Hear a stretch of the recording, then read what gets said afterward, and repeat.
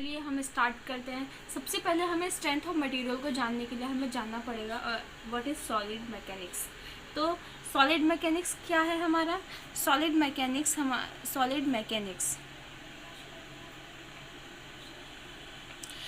Mechanics को दो parts में डिवाइड किया गया है। कौन कौन से पार्ट्स में डिवाइड किया गया? First is engineering mechanics and second is strength of material.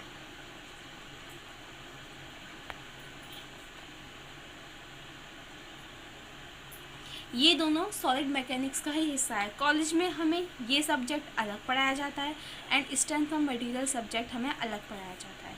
ठीक है, तो ये दोनों हमें क्या करते हैं?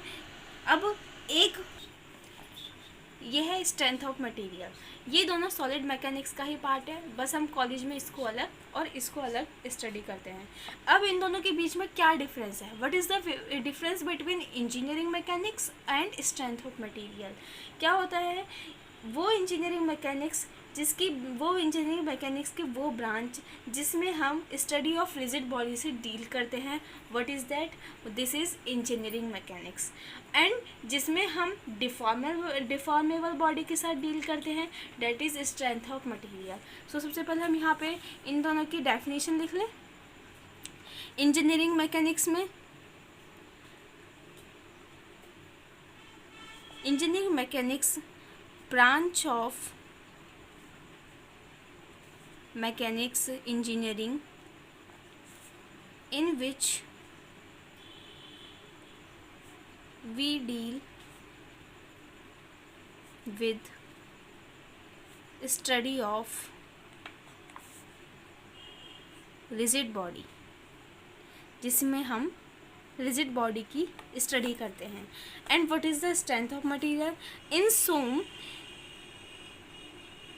SOM is branch of engineering in which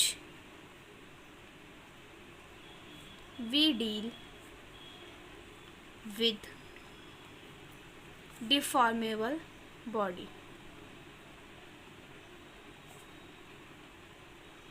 I hope आपको इन दोनों के बीच में डिफरेंस समझ में आ गया होगा। अब हम जानेंगे कि रिजिड बॉडी और ये डिफॉर्मेबल बॉडी क्या है।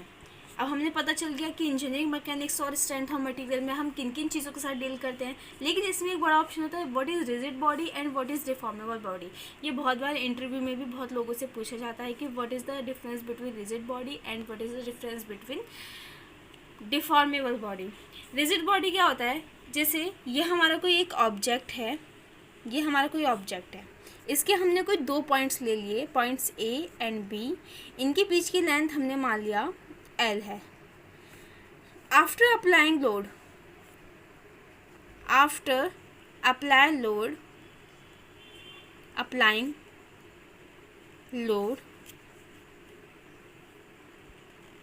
it does not change its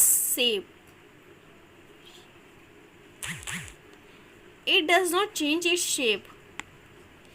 यानी कि लोड अप्लाई करने से पहले उस पॉइंट के बीच की लेंथ वही है जो लोड अप्लाई करने के बाद है। तो इसका मतलब L is equals to L dash, इसे मान लिया हमने L dash, L is equals to L dash, that is rigid body. And second body लेते हैं हम लोग, हमने दो पॉइंट्स मान लिए इसमें भी, जिसके बीच की लेंथ L है। After applying load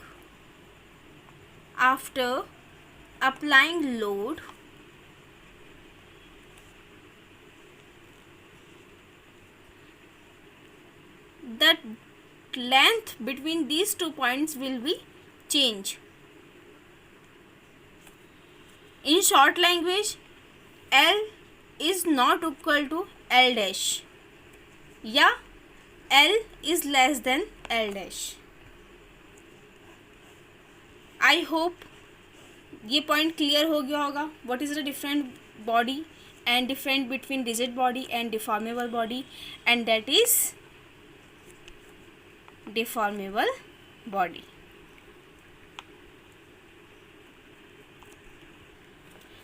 I hope ये क्लियर हो चुका होगा।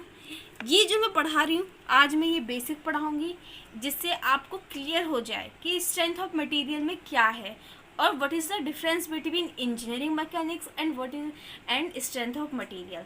This is basic, this is not proper some. I will tell